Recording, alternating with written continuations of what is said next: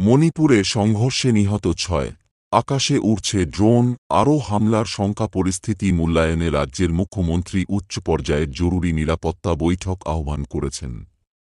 মণিপুরে প্রথম ড্রোন হামলা চালানো হয় গত 1 সেপ্টেম্বর, যেখানে ইম্ফল পশ্চিম জেলার কৌত্রুক গ্রামের কাছে ড্রোন থেকে বোমা ফেলা হয়। সেদিন বোমার পাশাপাশি গ্রামে বন্দুক হামলাও চালানো হয়, যার ফলে অন্তত 2 জন নিহত ও 9 জন আহত হন। গত বছরের মে মাসে মণিপুরের সংখ্যাগরিষ্ঠ মেইতে সম্প্রদায় এবং কুকিজো উপজাতিদের মধ্যে সহিংসতা শুরু হয়, যেখানে 2 শতাধিক মানুষের প্রাণহানি ও প্রায় 50,000 মানুষ বাস্তুচ্যুত হন। এই চলমান সহিংসতায় এবারই প্রথমবারের মতো ড্রোন ও রকেট ব্যবহার করে হামলা চালানো হয়েছে। শুক্রবার সংখ্যাগরিষ্ঠ মেইতে সম্প্রদায়ের লোকজন ইম্ফল উপত্যকার 5টি জেলায় সন্ত্রাসী হামলার প্রতিবাদে মানববন্ধন করেন, যেখানে হাজার হাজার মানুষ অংশ নেন। এরপরই ড্রোন ও রকেট হামলার ঘটনা ঘটে। এই নতুন সংঘাতের কারণে মণিপুর সরকার রাজ্যের সব শিক্ষা প্রতিষ্ঠান বন্ধ ঘোষণা করেছে এবং নিরাপত্তা ব্যবস্থা জোরদার করেছে।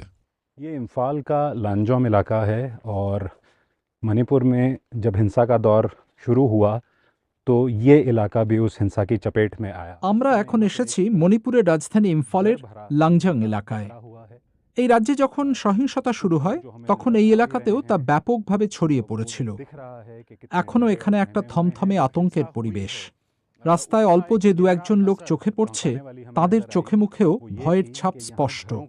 হামলাকারীরা এই এলাকায় অনেকগুলো বাড়িকেই নিশানা করেছিল, সেগুলোতে আগুন ধরিয়ে দেওয়া হয়েছিল। এমনকি সেন্ট পিটার স্কুল নামে স্থানীয় একটি স্কুলের ভবনটিও সেদিন জ্বালিয়ে দেওয়া হয়।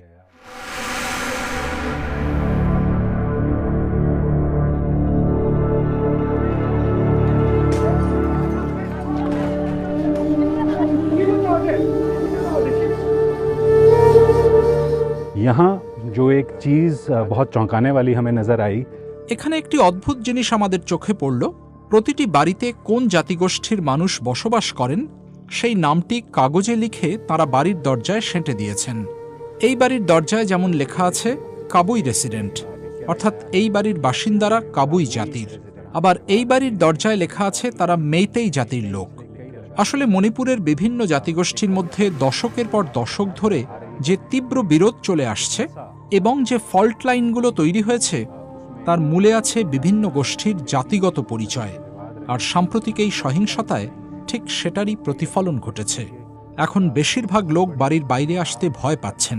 অনেকেই বাড়িতে তালা ঝুলিয়ে রেখেছেন, তারা নিজেদের সুরক্ষিত বোধ করছেন না। बाहर आने में वो असुरक्षित महसूस कर रहे हैं।